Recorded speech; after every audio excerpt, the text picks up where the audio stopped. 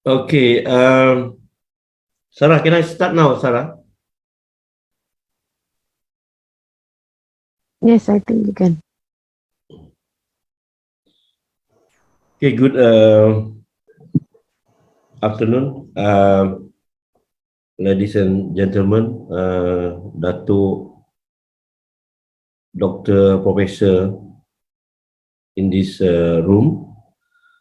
Okay, I'm Abdul Rashid bin Japan. I'm the president of Institute of Geology Malaysia.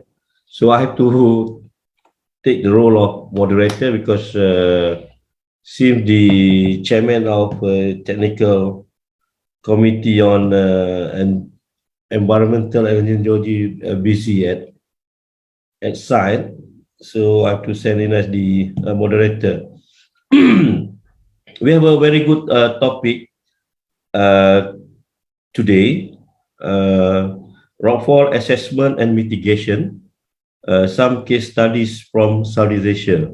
So this is very relevant topic for engineering geologists as well as geotechnical engineer. And we have a prominent speaker with us today. I would like to introduce Mr. Dennis Alexander Gross, the regional manager of Joe Brook. Basically, Mr. Dennis is a geologist, graduate from the University of Freiburg, Germany, and obtained his Master of Science in 2002. His research focused on the application of ground penetrating radar in limestone. Since 2009, he carries a Bachelor on Construction Engineering. Until 2013, he worked as a project manager for a general contractor in Switzerland. Since then, he is a regional manager of Joe Brooks, Switzerland, and is responsible for business development and project management in Southeast Asia and the Middle East. He has been working extensively on rockfall protection, slope stabilization, and debris flow mitigation throughout the region.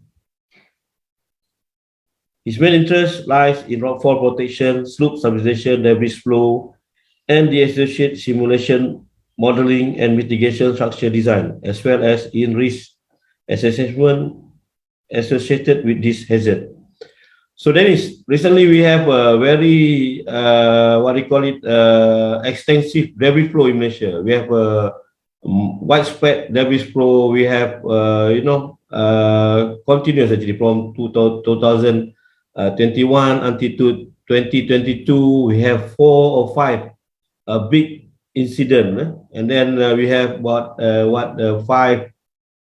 One incident, 5 people die. The other incident, 3 people die, and the other one incident very big with around not far from Kuala Lumpur. We have about 28. This one including flood, but part of it is the debris flow. So I think your topic will cover debris flow mitigation as well, because rockfall debris flow is very related. So Dennis, the floor is yours. I mean, sorry, the screen is yours. So you have plenty of time. We can stop at 6 p.m. Malaysia, so you have 2 hours basically. But I don't want you to talk 2 hours. 1 hour is enough. Then we will give opportunity for the participant to ask, and then we can discuss for another hour. So Dennis, please go ahead. Thank you very much for the very warm welcome and introduction, Mr. Razid Japar. I think I follow you on LinkedIn, and I saw a couple of your posts regarding the recent debris flow events in the last, let's say, 24 months. That's also the reason why I have included some debris flow topics into my presentation. I share my screen.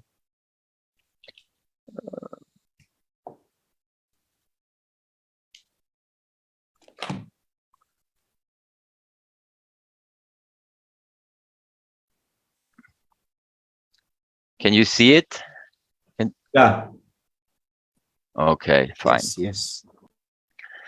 So before I start, again, I would like to thank you also for the opportunity for me to give a presentation here on natural hazard solutions. I would therefore thank the IGM and SEGRM of Malaysia for this opportunity.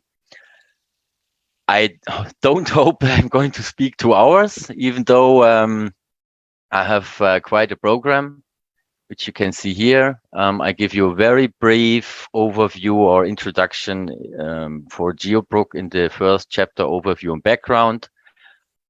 A very, very quick and short address to slope stabilization. And then we will focus on rockfall mitigation, especially on the parameters required for a proper modeling or rockfall simulation to come up with a solution.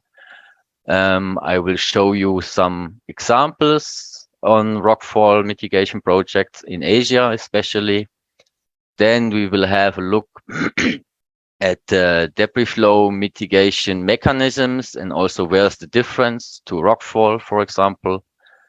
I will explain a little bit, but only briefly, the design concept behind the debris flow mitigation. And again, show you some cases from the region and one which is not especially from the Southeast Asia region, but from South America. But I think it will contribute to the overall understanding what is possible. Okay, so overview and background. As has been said before, I am the regional manager or one of the regional managers in GeoBrook. GeoBrook is a Swiss-based company belonging here to this Brook Group. The Brook Group is a family-owned company here in Switzerland. We do something like 500 million Swiss francs turnover a year. And in this rope division, we can find GeoBrook. We also find other providers of rope niche applications, like, for example, Fazer. They do those ropes here for example, structural ropes for bridges or cable cars. So where it all began, actually, you can see here on the left-hand side picture that in the middle of the 20th century, we started to do these very, very simple avalanche mitigation systems or structures, I would call them. So the snow could accumulate here in this net to prevent avalanches. And during summertime, people started to notice that they can find rocks in these simple structures. And then from there took the idea, okay, this might be a structure which we need to develop to mitigate rockfall. Our basic material which we use in GeoBrook is a wire of high tensile steel. This might be one of the big differences to other suppliers in the market. Just to give you an idea, the high tensile steel with a strength of 1,770 MPa, whereas other steel structures or steel wires being used in other solutions have a tensile strength of around about 500 MPa. So if you look at our key applications, which you can see here on the left-hand side, slope stabilization with the mesh of this high tensile steel wire, then we can say that this is where it started, even though the structures in nowadays look quite more sophisticated, and they are. Avalanche protections. Then here in the middle, which will be the main tasks of today's presentation, rockfall barriers on the top and below, debris flow barriers.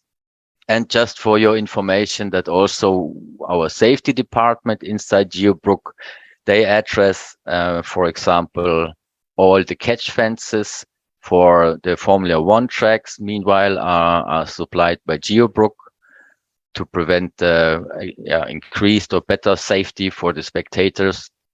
And also, we do quite a lot of underground stabilization here, which you can see to prevent rock burst in underground mines.